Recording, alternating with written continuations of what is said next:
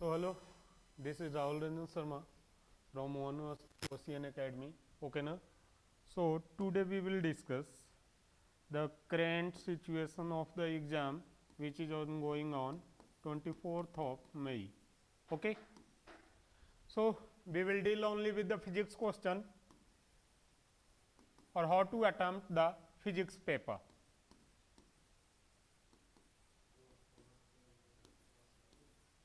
How to attempt, okay ना? तो basically आपको देखो ध्यान इतना रखना है कि आपका ये portion physics plus mathematics there be total 100 question. Okay, तो 100 क्वेश्चन को आपको अटेम्प्ट करने का जरूरत नहीं है कि आप 100 क्वेश्चन ही करो. क्या करना है नहीं करना है यही हम आज देखेंगे. क्लियर है?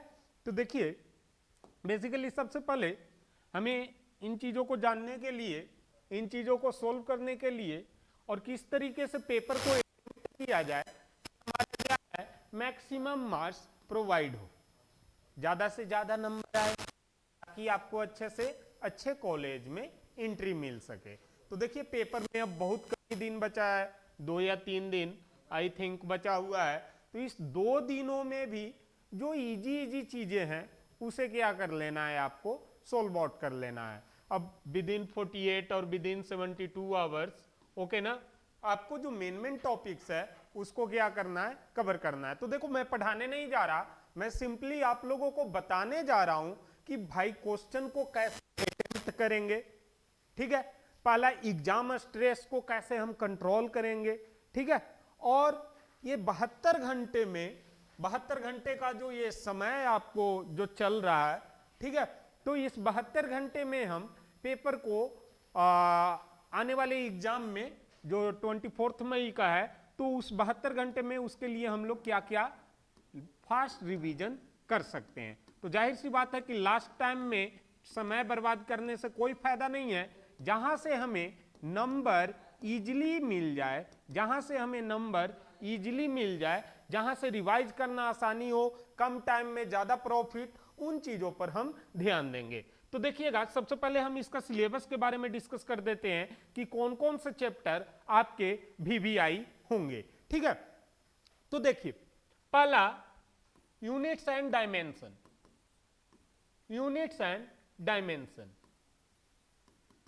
तो देखिए मैं आपको बता देता हूं, वेरी इंपॉर्टेंट चैप्टर है, फर्स्ट चैप्टर है, और इससे ज्यादा तो नहीं कह सकता, but 2 question sure and short रहे कि आपको 2 क्वेश्चन यूनिट्स एंड डायमेंशन से आएगा ही आएगा. ठीक है, आपको देखिए यूनिट्स तो करीब सारे चीजों का पता होगा, ठीक है, but dimensional formula find out करना बहुत जरूरी है. ठीक है, डायमेंशनल फॉर्मूला फाइंड आउट करना बहुत जरूरी है. अब जैसे देखो फोर्स का डायमेंशनल फॉर्मूला क्या होता है, फोर्स का डायमेंशनल फॉर्मूला क्या होता है, तो फोर्स को हम लिखते क्या है, SI यूनिट इसका क्या होता है, न्यूटन. SI यूनिट होता है न्यूटन. तो इसका डायमेंशनल फॉर्मूला के पहले हमें फॉर्मूला पता होना चाहिए, तभी हम डायमेंशनल फॉर्मूला निकालेंगे. So that will be equal to what, mass into acceleration. Okay, mass into acceleration. अब एक्सीलरेशन के बारे में भी हम जानते हैं, तो that will equal to what, V/T और डेल V/T. ओके ना, एंड मास के लिए हम क्या लिखेंगे, मास का डायमेंशन हमारा क्या होता है, कैपिटल M. तो इसको मैं डायमेंशन डायरेक्ट लिख देता हूं. Now you need to put the dimension of only V and T. चलिए T के लिए भी हम आसानी से जानते हैं, that is the capital T. And velocity is what, velocity का डायमेंशन क्या हो जाएगा, that is equal to what, L per T. तो ये टोटल कितना बन गया, mLT/T to the power 2. Clear है? मीन्स फोर्स का डायमेंशन आपका कितना हो गया, mLT टू द पावर 2. इस तरीके से आपको जितना इजी डायमेंशन एंड यूनिट्स नहीं होता है, you need to search from the Google and after that you will get the value. Okay, up to the 12th level only. Okay, तो units and dimension काफी अच्छे तरीके से रिवाइज करके जाना है, बिकॉज आपको 2 क्वेश्चन वहां से प्रोवाइडेड होंगे. नेक्स्ट इंपॉर्टेंट टॉपिक हम लोग देखते हैं कि क्या है. तो नेक्स्ट इंपॉर्टेंट टॉपिक है न्यूटन्स लॉ ऑफ मोशन. और ये भी न्यूटन्स लॉ ऑफ मोशन इसमें याद रखिएगा कि उस तरीके के क्वेश्चन जो ग्रेविटी मिक्स हो मींस फ्री फॉल के क्वेश्चन यहां पर कंप्लीटली आप देख के जाइएगा। ओके ना, फ्री फॉल के क्वेश्चन आने के चांसेस इस बार ज्यादा है। क्लियर है? तो न्यूटन्स लॉ ऑफ मोशन भी आपका एक इंपॉर्टेंट टॉपिक है। बाकी आपका बचता है motion in a straight line and plane, तो इसी में इंक्लूड हो जाएगा न्यूटन्स लॉ। और मैं इसे सिंपली कहूं तो आपको देखिए, मैं नेक्स्ट पेज पर, तो पहला हमारा क्या हुआ, that is the units and dimension. उसमें भी मेनली क्या आपको ज्यादा ध्यान देना है, डायमेंशनल फॉर्मूला पर ध्यान देना है। मेनली आपको किस पे ध्यान देना है, डायमेंशनल फॉर्मूला पर ध्यान देना है। क्लियर है इतनी बात? यूनिट्स एंड डायमेंशन में मेनली आपको डायमेंशनल फॉर्मूला पर ध्यान देना है। ये इमेज सही नहीं आ रहा होगा तो बता दीजिएगा, ऐसे मैं कलर चेंज करके देखता हूं। ये दिल्ली का पिंक बस हो गया है, ठीक है, तो ये सिर्फ महिलाओं के लिए नहीं है, पुरुषों के लिए भी है, तो मैं कलर चेंज कर दिया हूं। आप ध्यान देना, फर्स्ट इज व्हाट, डायमेंशन। तो डायमेंशनल फॉर्मूला, डायमेंशन में भी मेनली आपको क्या देख के जाना है, डायमेंशनल फॉर्मूला। मेनली आपको डायमेंशनल फॉर्मूला देख के जाना है, ये याद रखिएगा। यूनिट्स में देख लीजिएगा, वो क्या कहते हैं, एच सी वर्मा में लास्ट पेज में समथिंग दिया हुआ है, या फिजिक्स का और भी कोई बुक उठाइएगा तो there be the units, so you can divide that unit. वो ज्यादा नहीं पूछते हैं, बट हाँ छोटे छोटे एक आध क्वेश्चन आ गया तो दैट्स द ग्रेट। जैसे प्रेशर का, तो प्रेशर का पास्कल। अब pascal, you are thinking I am Rascal and here it is the units of pressure is Pascal, and Pascal का that will what, Newton per meter square। तो both are the units can be asked। okay, clear है? तो इस तरीके से छोटे छोटे, ज्यादा हार्ड नहीं देखना है इसमें यूनिट्स में, ठीक है, बट डायमेंशन में आपको ध्यान रख के जाना है। तो dimension is more important. Next we talk about the what, next we talk about the motion. So motion का छोटा छोटा numerical mixed up with free fall cases और लिफ्ट वाली, ठीक है। तो ये या ट्रैक वाली जो क्या कहते हैं, there be a car with a velocity of this and that, तो उस टाइप का क्वेश्चन आपको करके जाना है। ज्यादा भी छोटा नहीं, ये नहीं कि 8 क्लास का क्वेश्चन आप कर रहे, ओके ना। आपको इस लेवल पर जो नॉर्मल है वो मोशन का कर लेना है, ठीक है। एप्लीकेशन ऑफ द मोशन बिल्कुल याद रखिएगा, एप्लीकेशन ऑफ न्यूटन लॉ याद रखिएगा, कहीं से भी थियोरिटिकल क्वेश्चन आ सकता है, ओके। तो application of Newton law. Next आपको जो पढ़ के जाना है, जो वेरी वेरी इंपॉर्टेंट होगा, वो mechanical properties of solids and fluids. So इसमें आपको स्ट्रेस, स्ट्रेन, ये सारे चीज आ जाते हैं, तो वो पढ़ के जाना है। So third will be what, mechanical properties. और इसमें ज्यादा टफ नहीं आता है मैकेनिकल प्रॉपर्टीज में, ठीक है ना। Mechanical properties of what, matter और सॉलिड्स। मैटर में भी दो ही चीजें यहां पर आता है, सॉलिड्स एंड फ्लूइड्स। गैसियस के बारे में नहीं पढ़ना है, तो मैकेनिकल प्रॉपर्टीज आपको करके ही जाना है। नॉर्मल सा क्वेश्चन आते हैं, बहुत ही इजी क्वेश्चन आपको स्ट्रेस एंड स्ट्रेन से पूछ देगा, यहां से मिक्स करके भी पूछ सकता है। जैसे for example we are taking that strain has a unit of, ठीक है। अब यहां पर दिया राम सीता जो भी है, whatever the question, that will equal to what, newton per meter square. Here he can write that meter per second square per newton, okay ना। व्हाट एवर द बहुत चीज लिख देगा लास्ट में। बट इसका स्ट्रेन के बारे में आपसे पूछा, then we know that what will be the right answer, strain is unitless quantity, okay ना। तो ऐसे छोटे छोटे कॉन्सेप्ट को आपको ध्यान में रख के जाना ही होगा। तो आपका थर्ड जो हुआ, mechanical properties of matters, means mechanical properties of, उसमें भी मोस्टली आपको फ्लूइड का तो पढ़ के ही जाइएगा, और सॉलिड्स का तो खैर आप लोग कर ही लिए होंगे। तो mechanical properties of solids and fluids आपको पढ़ के जाना है। फिर आपका जो क्वेश्चन इसमें आएगा वो हम देख लेते हैं कि क्या आएगा। तो मैं एक है जो वीवीआई चैप्टर है, उसके बारे में मैं बता देता हूं। इलेक्ट्रोस्टैट इलेक्ट्रोस्टैट। और सुनो बेटा, मैं इस बार ध्यान से बता रहा हूं, मैं दावे के साथ कर रहा हूं, डाइपोल पढ़ के जाना। There will be the application of dipole और there will be the question from the what definition of dipole. तो डाइपोल कंप्लीटली पढ़ के जाइएगा, ठीक है ना। आपको डाइपोल से क्वेश्चन देखने को मिल सकता है एग्जाम में। तो इलेक्ट्रोस्टैट में डाइपोल आपका बीबीआई है, ठीक है। No measurement of the charges, जैसे ई का वैल्यू क्या होता है, ये म्यू का वैल्यू क्या होता है, के का वैल्यू क्या होता है, पॉजिटिव प्रोटॉन का वैल्यू क्या होगा, दैट टाइप ऑफ थिंग। तो वैल्यू भी याद करके जाना है। वैल्यू एंड फार्मूला डायरेक्टली कितनी बार पूछ देते हैं, ओके ना, ठीक है। तो इस बात का भी आपको ध्यान रखना है इलेक्ट्रोस्टैट में। बट मैं पहले ही बता दिया, इलेक्ट्रोस्टैट का जो वीवीआई सेक्शन है वो है डाइपोल, ठीक है ना। तो आपको इलेक्ट्रिक डाइपोल के बारे में कंफर्म इंफॉर्मेशन लेके जाना है। नेक्स्ट देखते हैं, नेक्स्ट आपका जो है सो करेंट एंड इलेक्ट्रिसिटी। तो इसी में electric field and their intensity, इसी के साथ आपको ये भी करके जाना है, electric flux, the causes of the flux, okay ना।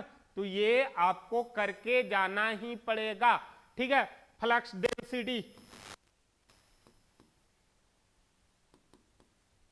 ओके। तो ये चीजें आपको करके जाना है। इतना आप कॉमनली इलेक्ट्रोस्टैट जो जो चैप्टर बता रहा हूं बेटा उसी पर ध्यान दो 3 दिन में, और फास्टली रिवाइज करो, ज्यादा डीप जाने का जरूरत नहीं है, ठीक है ना। हाँ, क्वेश्चन उसी लेवल का बनाना है।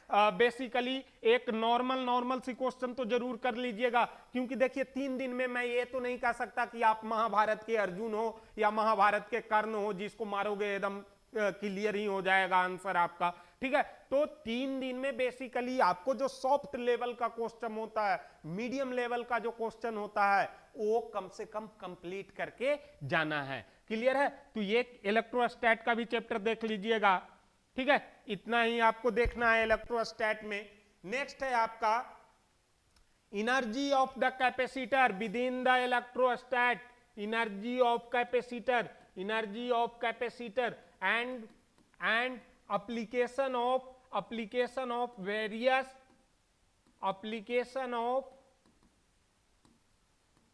various electrical measure component,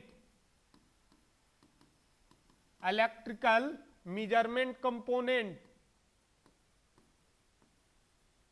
तो ये आपको एप्लीकेशन है, थ्योरी क्वेश्चन में देखने को मिल जाएगा। थियोरिटिकल क्वेश्चन में कभी पूछ देगा आपको what is the use of voltmeter, what is the use of speedometer, okay, accelerometer, such type of things से पूछते रहते हैं। तो ये भी क्वेश्चन आपके आने के चांस बनते हैं। करेंट इलेक्ट्रिसिटी में फोर्सेस निकालने का, चार्ज का क्या नहीं होगा कितना, तो वो सब तो आप लोग इजिली कर लीजिएगा कूलॉम्स लॉ से, ठीक है ना। चलिए, उसके बाद आपको इसमें एक और चीज पढ़ के जाना है, EMI electromagnetic induction, electric magnetic induction, electromagnetic induction is also a VVI chapter। Magnetic field से ज्यादा आपको इलेक्ट्रोमैग्नेटिक इंडक्शन पढ़ के जाना है। एप्लीकेशन ऑफ फैराडे लॉ, उस पे कुछ क्वेश्चन भी कर लीजिएगा इलेक्ट्रोमैग्नेटिक इंडक्शन में, ठीक है ना। तो ये बात का आपको ध्यान रखना है, ठीक है। उसके बाद आपको types of the frequency, types of the wave, तो वेव का टाइप्स एंड दियर एप्लीकेशन, इतना ही इसमें करके जाना है।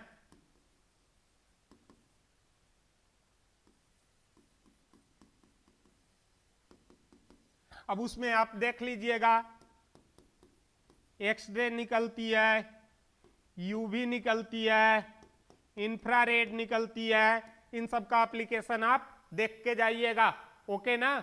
बिकॉज ये मैरीन इंजीनियरिंग की बात है, आपको मैरीन इंजीनियरिंग में वेव के बारे में अच्छे से नॉलेज होना चाहिए, okay. What are their frequency, what are their uses, okay ना। हम लोग क्या करेंगे, इसका नहीं क्या करेंगे, फैदोमीटर में कौन सा रे का यूज किया जाएगा, ओके ना।